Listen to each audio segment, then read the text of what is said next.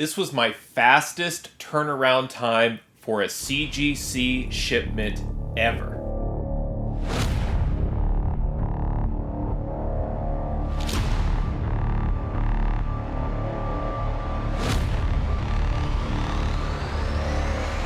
Hey there, today I have an unboxing video, and in this video I'm going to open up a 25 book CGC 9.8 Prescreen. And I have to say, this was a crazy turnaround time. Now, I don't do any fast tracking or anything like that. This was an absolute 25 book, modern book, not just a modern comic book submission, but many of these books were released within the last few months. So very, very fresh new books. Probably not a lot of these on the census. And I can't wait to unbox this and show you the books, and I'm going to get to it. But I just wanted to share the details. I submitted this order to CGC on January 29th, 2023. Packed up the books, shipped them out the next day on January 30th. And they were received on February 14th, 2023. So thank you, CGC, for turning around these books so quickly and getting them back to me. What an absolute 180 this has become, where we were all waiting months. There was a period where I know I was waiting up to 2 months just to have my shipment marked as received, where I had to contact CGC and ask them, like, did you guys pick up my books? Are they sitting in a warehouse somewhere? Are they outside? Are they going to get rained on? And I would always have to bother customer service, and they're like, we haven't quite opened books that we received a month ago. And I was always concerned. I was always worried about my books leaving my house, getting to Florida. And at least just, again, there's a level of comfort when you have your order received and kind of put in the system at CGC, and you can actually see the submission and the details. And that used to take, again, like a couple of months if you were just doing your standard basic submission tier that I've always done. I've never really found the need for Express. I have heard some people talk about they use Express because they're worried about reversion on books that they press, and I'm like, I don't know if that's really the intention of Express. But right now, I would say there's no reason at all to include Express unless it's a big book that you want to flip as fast as possible. Maybe there's a timing issue with the market. But if you're just a collector like I am and you just want great books and you've got comics that you've graded that you're sure are 9.8 and you want to run it through this pre-screen option, I absolutely love it. Now, the last thing I'll say before I open these is I've already seen the grades. So I'm going to share with you essentially as fast as possible the 25 books that I submitted, and if there were any that were rejected, so you can see the types of books that I sent in. And if you've watched some of my recent unboxing videos, I think some of those books are in here. That's how crazy fast this submission was. So here we go, unboxing the CGC 25 book submission.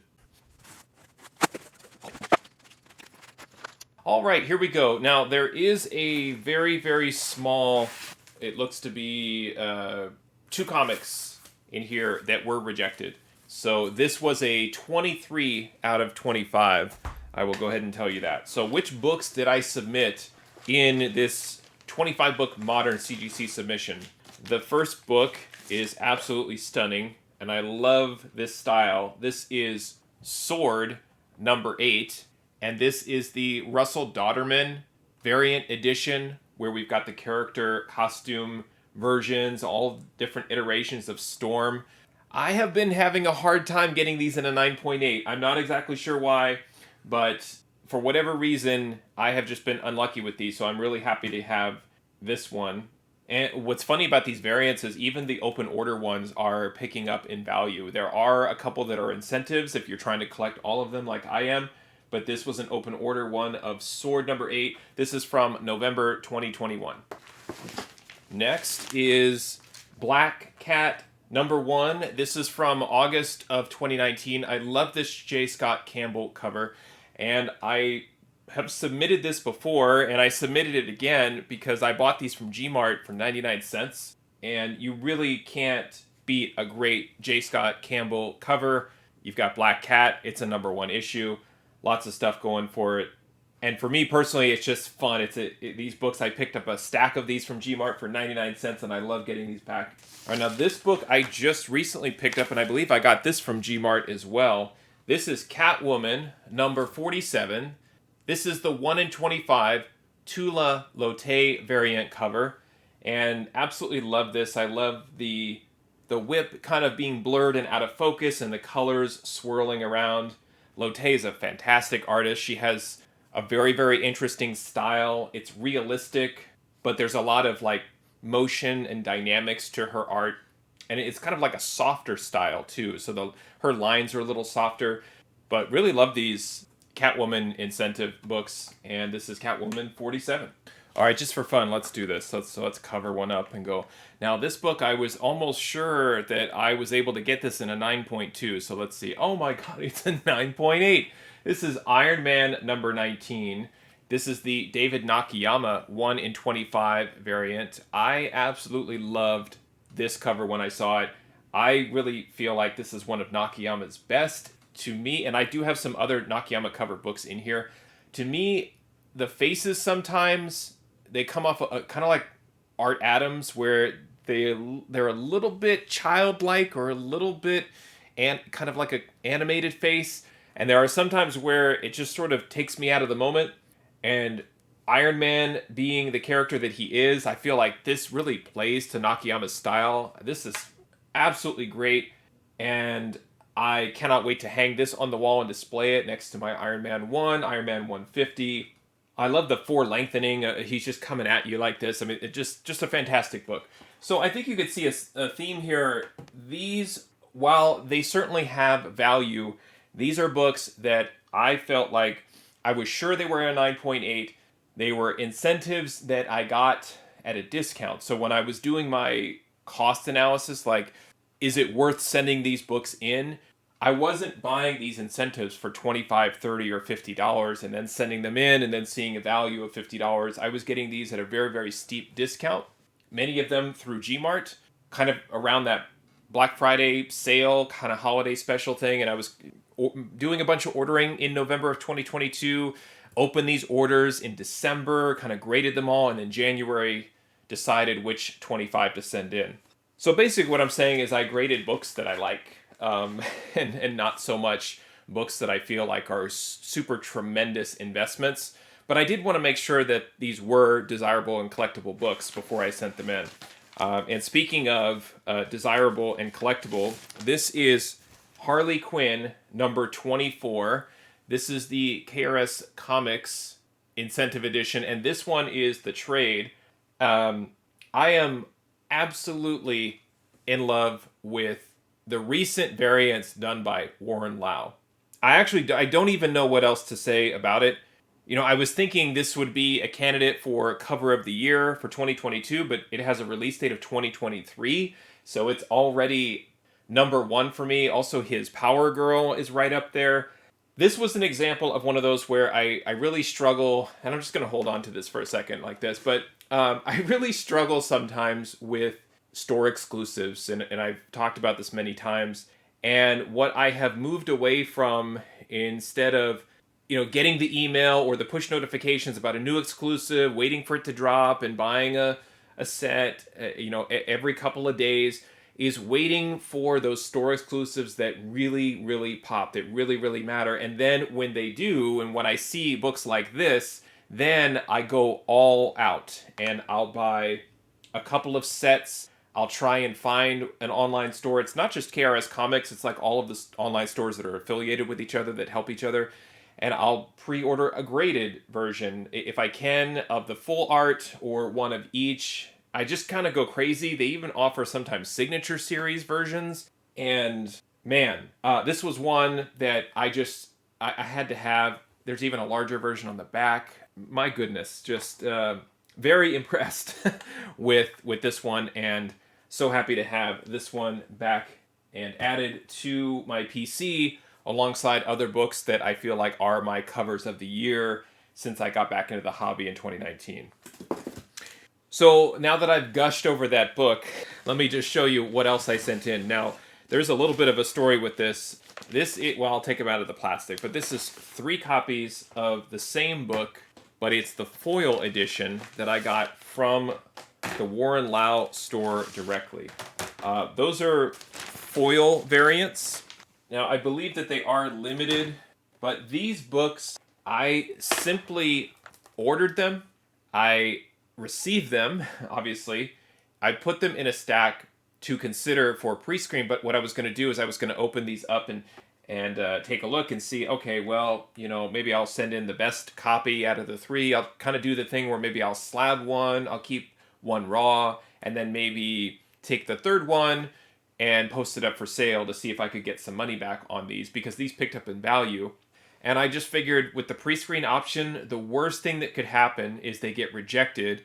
I spend $8 each, but then I would list 1 or 2 for sale and keep one. I had just different kind of working theories as far as what I was going to do with these, but I wanted to run them through a Prescreen. I never graded these. I simply received them from the store and sent them to CGC, and I didn't want to bother grading these because I didn't want to touch them. With the foil covers, you're so likely to get fingerprints all over it, and I just didn't want to bother with it. I didn't want to scratch the covers. I didn't want to do anything. Now, the only thing I would say is if I am looking at these next to each other, again, they're both absolutely stunning and gorgeous, but the foil is a little bit difficult to see. Now, again, if you've got reflection with the lights and stuff, then it might look a little cool, but I think it does detract from the art a little bit. This looks way more 3-dimensional to me. This looks a little flat, but then you've got some color reflection and other things, and so I don't know, to each their own, but I couldn't believe it when all 3 came back in a 9.8. So I feel very fortunate. I don't know if I've ever done that where I've sent a book sight unseen into CGC, but again, that's one of the benefits of the Prescreen option, is that if you don't feel like grading it and you want to take a chance, you're spending money, so you have to be comfortable with just saying, okay, well, if it doesn't hit 9.8, and I wonder if there are a lot of people that do that. I don't want to send in a 25-book Prescreen unless I truly feel these are legitimate 9.8 candidates. That's why I was so anxious around those foils, because I'm like, I never do that. I never just straight send it in without looking at it. But I do wonder, and maybe you could leave a comment if you do this, where you're like, I have these comics, I'm not exactly sure what grades they're in. I would like them to have a 9.4 or 9.6 at least. You select that in your Prescreen, you just blindly submit them, and you either get them back graded or rejected. Where it is, I feel like that process, you are really truly leveraging the CGC grading system, right? Where they're telling you, yes, this is of a particular grade. It is an expensive process. If you have a lot of rejects, I understand that. But I'm uncomfortable with blindly sending books and just letting CGC decide. I feel like I want to decide first, and then, as we'll look at the couple of rejects, try and figure out, was I wrong? Was CGC wrong? Should I resubmit those books and so forth? But I'm curious to know if you leverage a Prescreen because you just don't feel like grading your own books. Okay, I promise you, the last Harley Quinn book, this is the same Harley Quinn 24, and this is the Lyrics Lee 1 in 25, another book, another artist, another cover that I thought was fantastic. I assessed this when I got it and was just like, this is a totally clean, perfect 9.8, and added it to my Prescreen stack, and I'm glad I did. Fantastic cover by Lyrics Lee. And the other thing about Harley Quinn 24 is, as it turned out, and it's a first appearance, I don't know if it's first full, I think it's technically first cameo. It's a character that is kind of like a variant, but it is the Harley who laughs, who appears at the end of the story. Spoiler alert. Who knows? There's been a lot of those, I don't know if it's Elseworlds, but just alternate or variant reality sort of characters. Batman Who Laughs, obviously Robin King, like the Dark Knights, the death metal, those sorts of characters. They're kind of niche characters, not fully mainstream. I think there's a following for those, and when I realized after reading Harley 24 that this character was in there, I was even more excited to collect some of the other variant and exclusive covers. All right, sticking with DC though, and other popular artists, This is Superman Son of Kal-El number 17, and this is the Jeff DeCall 1 in 25. He's not really known for Superman per se, but he absolutely does have a following.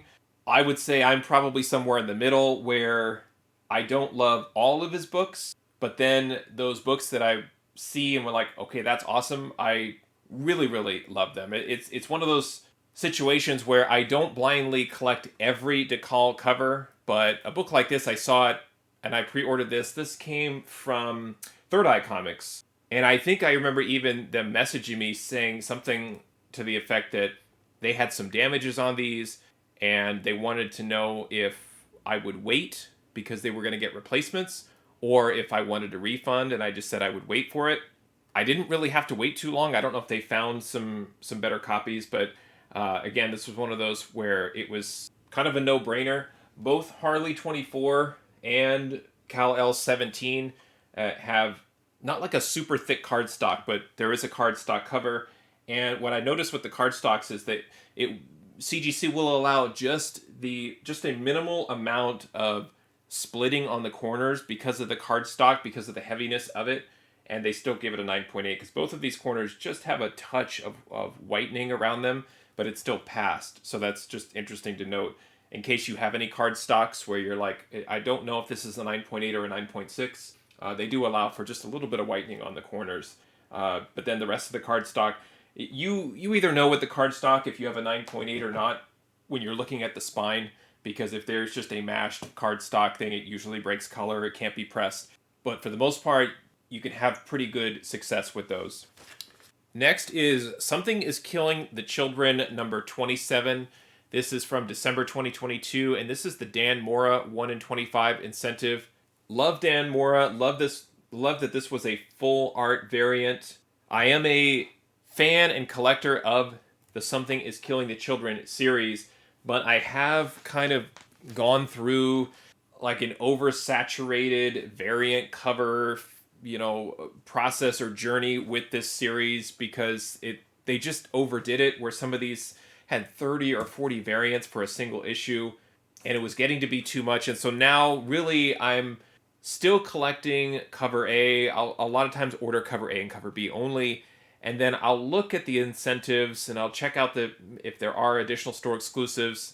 And if I see one, I still go ahead and pick it up, but I'm not buying every single one. But when I heard that Mora was doing the 1 in 25 on issue 27 and saw it, I'm like, fantastic. It doesn't matter to me if the value has gone down of the series. I thought he just killed it on this cover and had to have a copy, and it's awesome that it got 9.8, so very, very cool. All right, so for all you Star Wars fans out there, I've got a nice run of Mandalorian books, and I am happy to have this book, again, talking about, what passes for a 9.8. Let me show you the book first. This is Star Wars The Mandalorian number 1. This is the 1 in 50 Lineal Francis Yu variant cover A. When Mandalorian was announced as coming out in a comic, I knew I wanted at least as many copies of issue 1 as I could, and I wanted to have the different retailer incentives and some exclusives. Being a Lineal Francis Yu fan, and then seeing just the angle of the Mandalorian, the artwork, the red and the black and the dark gray, silver, just super impressive. I'm glad I have this back in time for Mandalorian Season 3. But I did notice here up in this corner, right there, is some whitening. Right there, it pops. You can see that. And again, I'm trying to learn what passes. And this, to me, was borderline 9.6, 9.8. I wanted to put it in the pre-screen. It passed, obviously. But if I'm grading it myself, I'm pretty much knocking it for that corner that I showed you, plus probably, I would say 3 or 4 little tiny nicks on the top of the cover there. To me, that makes it a 9.6. The rest of the book is structurally very, very sound, solid, held together very well. I don't really see any of the problems, and I know, maybe CGC allows for a couple of things like that to pass. It was so borderline, but this to me was the best copy that I had of the 1 in 50. I sent it, it passed. And overall, I still think it looks great, even with the slight whitening on the corner. Very, very happy to have this back in a 9.8. Can't wait to get that one displayed as well. All right, now I've got two of the same book. This one is Mandalorian number 2. This is the 1 in 25 Salvador Larroca variant cover. And I really like the cover. I'm happy to have a couple of these, the 1 in 25s, graded in a 9.8, absolutely. But I think I was overall disappointed with Marvel. I don't know if Disney had anything to do with it, but I did a bunch of pre-ordering on issue 2 where I blindly just said, give me the whole set. I went to, I think it was Stadium Comics, and I said, I want the whole set of all the retailer incentives, and because I was absolutely certain without a doubt that Grogu, Baby Yoda, would be on the cover of every single book of issue 2. I just figured you had to, right? He's going to appear in issue 1 because it is an adaptation of the show, so every issue basically is tied to an episode of season 1 of The Mandalorian. So he'll make his first appearance. Is it first cameo? I don't know. Everybody's just calling it first appearance. I love that everybody just says that's what it is. But right now, Grogu's first comic book appearance in story is issue 1. So I figured he'd be all over the covers of issue 2. He was not. I still love this one. Still like the cover. It's not the best cover, but it was one of those where, okay, this one did have some value.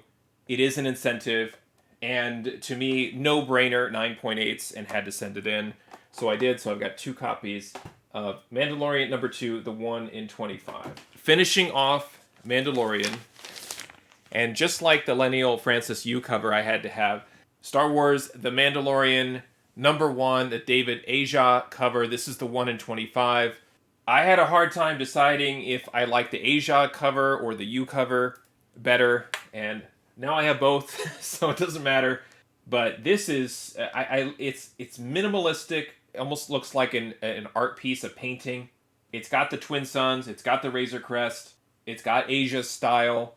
And to me, this really fits with the story and style of the sci-fi western. And I knew once all of the covers were released for Mandalorian number 1 that this was a book that I was going to covet. And now I've got the 1 in 25 of Mandalorian number 1 in a 9.8. All right, let's move on from Star Wars. And we'll jump around to G.I. Joe. And this is G.I. Joe from IDW from 2021. G.I. Joe 280. And this is the East Side Comics Edition cover A. And it should be pretty obvious why I went after this one. We've got the homage to Spider-Man 1. I am a collector of the Spider-Man 1 homage covers, but it has to be an homage cover that I like. I don't just collect every cover. And this one I thought was absolutely amazing and stunning. This is done by Kirill Repin. And it's kind of a mix of like a painted cover and a CGI cover. I love the red, the blues. You've got the trade behind it. And that's the other thing, too. A lot of these homage covers for Spider-Man 1, they'll come out and they'll be like a full art version and the trade. I always buy the one with the trade because there's no original full art version of Spider-Man 1 by McFarlane. So I always love the trade behind it. Sometimes the trade or other elements of the book, graphics and things, also homage Spider-Man 1. This doesn't, but the pose is there. And I mean, it's so recognizable. So I'm so happy to have this one to line up against the other Spider-Man 1 books. All right, another independent series that I collected quite a bit of when it came out all the way back to early 2021, and I'm happy to have collected them all, but I didn't send a lot of books in for this title, and the title is Noctera, and this is Noctera number 6. This is the variant cover D. It is the 1 in 25 by Mirka Andolfo. Again, another cover style that I collect is characters being eaten by monsters, or I think I've talked about this book before where she's just kind of chill. She's in the monster's mouth and she's got a handgun and no problem. I love those sorts of covers where the character battling the monster just takes it right to him, and just thought that this was a great cover. And I picked this up a couple of times. Now, typically Boom Studios has that kind of matte cover where it's a little bit softer. It's not as slick or it's not as thin as the Marvel paper style. And with Image, it has a very similar paper style on this book, so I don't want to say it was easier to get a 9.8 on this copy, but this was another Gmart pickup that was steeply discounted. I think I got this at cover price, not at ratio. I think I paid something like $3 or $4.99 for it. And while I do believe, my working theory is when you have an incentive, unless it's like the incentive of the year where your influencers are trying to hype it up and reminding you constantly, hey, this is a 1 in 50, it should be worth a lot more slab. Typically, the incentives, they actually lose some value, I think, once they go into the slab. There's no indication around the ratio on any of these books. CGC doesn't put 1 in 25 or anything, or doesn't put ratio incentive. It's just variant cover D. So for your average collector, if you don't have all of the ratio covers memorized and you're just looking at books and you're looking at labels, this looks like an open order variant, and you'd never know based on the CGC label. So I think for that reason, some of the value, it just disappears, where you may list it raw as a Noctera 1 in 25. I'll take $20 for it because it's incentive, but then you slab it and it's worth $40. You're like, well, that's kind of the cost of grading it, isn't it? Plus cover price.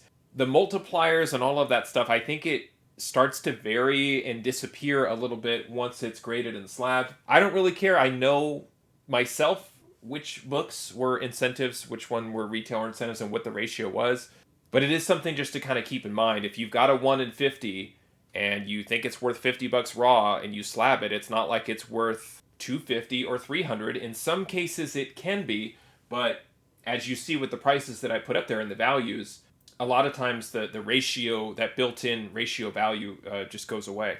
So going all the way back to Noctera number 1, and speaking of incentives, this is the 1 in 25 incentive by Jorge Jimenez of Noctera number 1 from March 2021. And as I was going through and kind of sorting and cataloging and trying to put my pre-screen together, I went through my Noctera back issues and saw that I had marked some of them as 9.8, pulled them out, dropped them on my pre-screen, and off they went. And that's such a huge benefit for me of like, why do I spend so much time grading every single copy? Because I don't want to go through a dozen bins and have to finger them and, you know, say, oh, what is Noctera number 1? And then I'm opening up and then I'm grading it on the spot. That would take me forever. So whenever I buy the book, before I put it away, I make sure it's cataloged, it's graded, and then I can go in and find 9.8s a couple of different ways. I can find it in my catalog, or I can go directly to a bin, to a particular series, flip basically the bin around so that all I see is the back where I've written in the grades, and I can just pull out the 9.8s and send them in. And I have to trust my grading skills at the time that I bought this, and it looks like I graded it correctly. Great cover, great artist, Jorge Jimenez, primarily known for his recent work on Batman, but he contributed a cover to Noctera number 1. And my last Noctera book is the original cover A of Noctera number 1, with an awesome cover by Tony S. Daniel. This is Noctera number 1 from March 2021, and just the open order standard cover A. This is what happens when there's a lot of books, a lot of incentives, a lot of exclusives. I lost count at how many covers of Noctera number 1 was. It actually, a lot of the Noctera issues, not as bad as Something is Killing the Children, but with Noctera, there are quite a number of variants per issue. And a lot of times what happens is people get really stretched out. The market becomes overly saturated with variants. People will come back to cover A. When a story like this gets optioned, which Noctera has been, then a lot of the publicity around it, they use the cover A artwork because it's like, that's the one book. And so people see that and they'll say Noctera was optioned.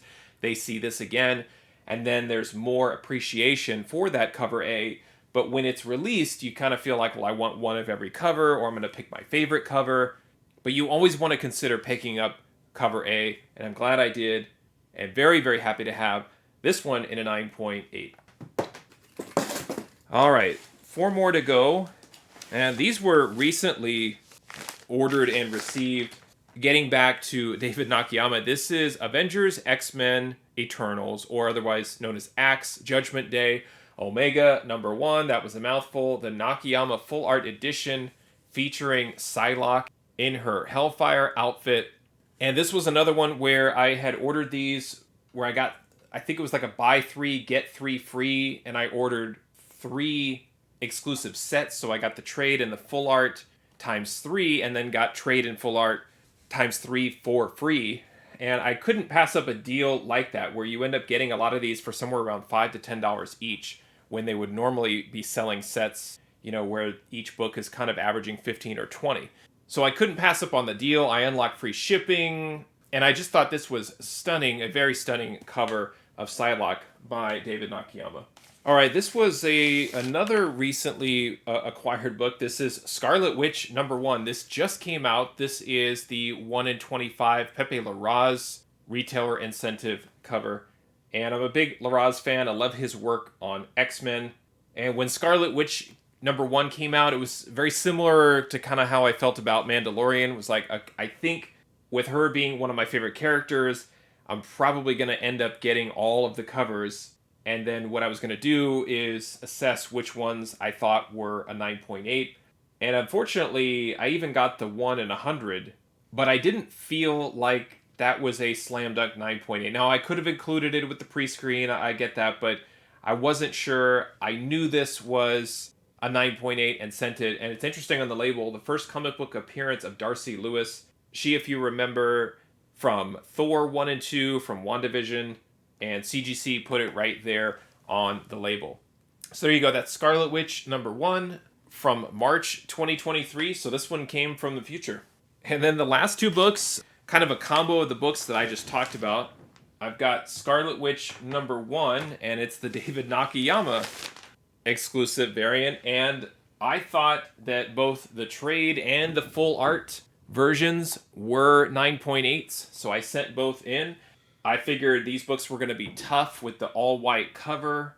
It's going to pick up color rubbing and all kinds of stuff. And I thought both of these really were gorgeous.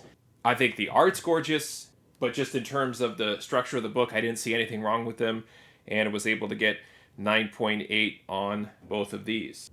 All right, and I'm just going to stop staring at them because they're awesome. And I'll put those aside. And that concludes the 9.8 pre-screen. Hopefully this won't all fall down on me. There's quite a number of slabs there. I want to go over the rejects real quick just to see. That was 23 out of 25 slabs that I got a 9.8. And let me just see which books got rejected. And you don't get grader notes. You don't get told why they were rejected. So I'll never know exactly. But yeah, like I was saying, the very first book, the Russell Dodderman, I'm having bad luck. This is Avengers Forever #1. It was rejected for some reason. I see a spine tick there, but everything else looks fine, but I guess that was a little bit too much for them.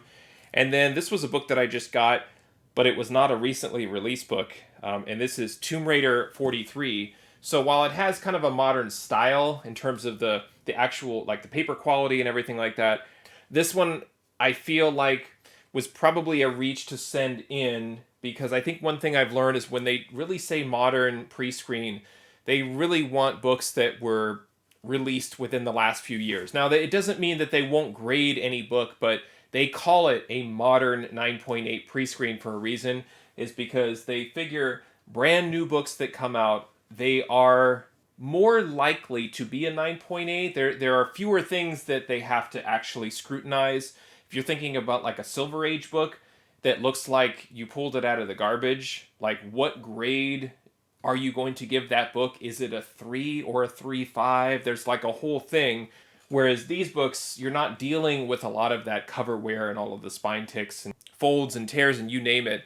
So that's why they do that. Now, if I see a book like this that has, structurally a lot of similarities to a book that came out a month ago, I feel like they sort of punish you in a way. I know that's not exactly what happens, but that's the way I feel about it. I feel like you get punished for sending in a book that was released maybe 10 years ago instead of 2 years ago.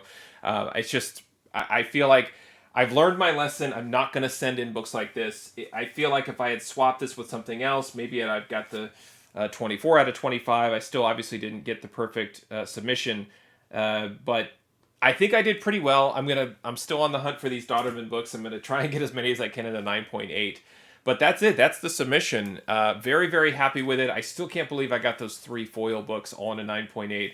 I feel like I got super, super lucky with that. But a lot of great books, tons of great covers, great artists, all books that I love to collect. And if you've got a lot of books like these and you're thinking about sending them to CGC, I definitely recommend the pre-screen option, but absolutely before you send your books, grade the books yourself. Take the time. It's worth it. I grade all of these books as I get them. I catalog them, and then it's very easy for me. I'm just basically counting up to 25 and send it in. I don't have to go back and regrade them later or get anxious about the grades or the condition of the books that I'm sending in, because I'm confident in my ability to grade, but also my ability to catalog and find these books after I do grade them, and I think it pays off. Thanks for watching, happy collecting, and see you next time.